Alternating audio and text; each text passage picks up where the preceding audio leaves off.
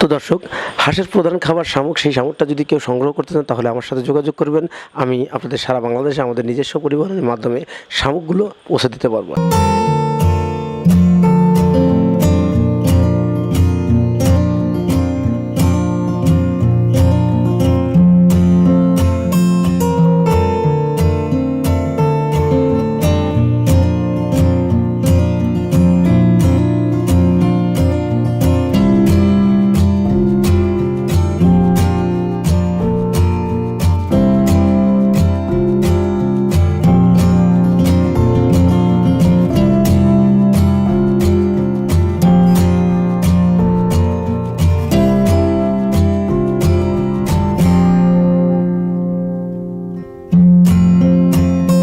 বিসমিল্লাহির রহমানির রহিম।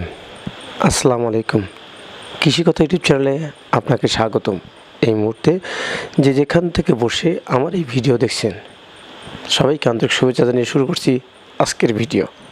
দর্শক, বাংলাদেশ নদীমাতৃক দেশ, যেখানে বিভিন্ন খাল বিল, নদীনালা, ডোবানালা ইত্যাদি আছে, যেখানে খামারিরা খোলা বিলে হাঁসগুলো পালন করে থাকে এবং এইখানে খামারিরা হাঁস পালন করে বিভিন্নভাবে স্বাবলম্বী হচ্ছে এবং এখান থেকে বিপুল পরিমাণ অর্থ আয় করছেন। আমাদের দেশে দুইভাবে খামার করে খামারিরা হাঁস লালন পালন করে থাকে। প্রথম, তারা আবদ্ধ অবস্থায় এবং দ্বিতীয়ত খোলা বিলে। আগে পূর্ব থেকে দেখা যায় আমাদের দেশে প্রতিটি পরিবারেই দু চারটা করে হাঁস পালন করতে থাকতো। এখন সেটাকে বাণিজ্যিকভাবে পালন করা হচ্ছে এবং তা থেকে বিভিন্নভাবে স্বাবলম্বী হচ্ছে খামারিরা।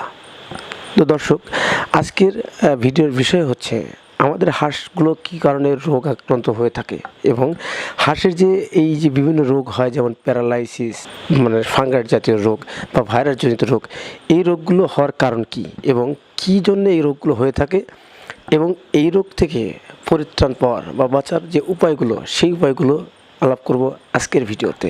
তো দর্শক, আজকে ভিডিওটি আপনাদের জন্য খুবই গুরুত্বপূর্ণ। তো দয়া করে ভিডিওটি টোটালি দেখবেন এবং আশা করি এখান থেকে অনেক কিছু শিখতে পারবেন।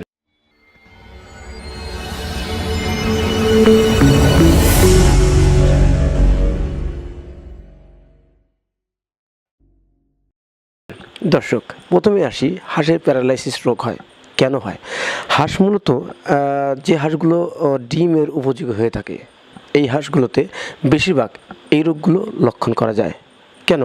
কারণ আমরা জিনিসটা বুঝতে পারি যে হাঁসের থেকে যে পরিমাণ ভিটামিন বা প্রোটিন বের করা হয় বা বের হয় প্রতিনিয়ত, সে পরিমাণ কিন্তু আমরা দিতে পারতেছি না বা যাচ্ছে না। সেক্ষেত্রে কিন্তু হাঁসের এই রোগটা হতে পারে। কী কারণটা? যেমন আমরা একটা ডিম যখন হাঁস দেয়, সেক্ষেত্রে হাঁসের ওই ডিমের যে প্রোটিনটা সেটা কিন্তু বের হয়ে যায়। পাশাপাশি আমাদের সেই ডিমের যতটুকু পরিমাণ প্রোটিন বের হয়েছে, এই পরিমাণ প্রোটিন কিন্তু আমরা দিতে পারি না, যার দরুন এই হাঁসটা বা এই রোগ হতে পারে হাঁসের। এক্ষেত্রে খামারিদেরকে অবশ্যই খেয়াল রাখতে হবে। আমাদের খেয়াল রাখতে হবে যে কিভাবে এই রোগগুলো পরিত্রাণ পাওয়ার জন্য বা এই রোগ থেকে বাঁচার জন্য আমরা এই প্রোটিনগুলো কীভাবে হাঁসকে দিতে পারি। আসলে খাবারের ক্ষেত্রে যখন আমরা খাবারটা দিই, হাঁস যখন খাবারটা খায়, তখন আমরা এই ওষুধগুলো, বিভিন্ন ভিটামিন, বিভিন্ন ক্যালসিয়াম, এই ওষুধগুলো ব্যবহার করতে পারি।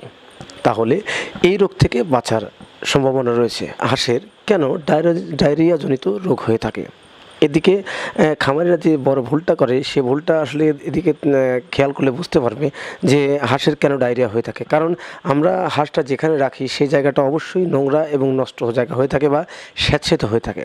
সেক্ষেত্রে হাঁসের এই রোগগুলো হওয়ার সম্ভাবনা কারণ হচ্ছে এখানে যে খাবারটা পড়বে, যা ওইখানে যারা খাবার দেবে খাবারটা পড়বে এবং হাঁসের বীজটা সহকারে ওই খাবারটা যখন হাঁস খাবে, তখন আর কি এ থেকে হাঁসের ডায়রিয়া বা অন্যান্য রোগের সম্ভাবনা দেখা দেয়। হাঁসের এই রোগের থেকে বাঁচার উপায়টা হচ্ছে, হাঁসের যখন আপনারা খাবারটা দিবেন, এই খাবারটা দেওয়ার জন্যে কিভাবে এই খাবারটা দিলে অবশ্যই আপনারা এখান থেকে বাঁচতে পারবেন বা পরিত্রাণ হবেন সে বিষয়ে কিছু কথা বলবো। দর্শক, হাঁসের যখন খাবারটা দেবেন অবশ্যই আপনাকে চেষ্টা করতে হবে যে হাঁসের যে খাবারটা দেবেন অবশ্যই পরিষ্কার পরিচ্ছন্ন জায়গাতে দেবেন, যেন সেই খাবারটা বিষ্ঠাযুক্ত জায়গা বা মল পরিত্যাগ করছে এমন জায়গাতে যেন না পারে, সেখান থেকে হাঁসটা না খায়। এই খাবারটা যদি খায় তাহলে কিন্তু হাঁসের এই রোগটা হওয়ার সম্ভাবনা থাকবে। দর্শক, আমরা খেয়াল করতে পারি যে হাঁসের যে রুচি বা হঠাৎ করে কমে যায়, কেন কমে যায়? হাঁসের রুচি কমার কিন্তু কিছু কারণ থাকে। তো দর্শক, হাঁসের প্রধান খাবার শামুক। সেই শামুকটা যদি কেউ সংগ্রহ করতে চান তাহলে আমার সাথে যোগাযোগ করবেন। আমি আপনাদের সারা বাংলাদেশে আমাদের নিজস্ব পরিবহনের মাধ্যমে শামুকগুলো পৌঁছে দিতে পারবো। তো দয়া করে যাদের শামুকটার প্রয়োজন তারা অবশ্যই আমার সাথে যোগাযোগ করবেন। তো দর্শক, আজ এ পর্যন্ত দেখা হবে পরবর্তী ভিডিওতে। ততদিনে ভালো থাকেন, সুস্থ থাকেন। আল্লাহ হাফেজ। ধন্যবাদ।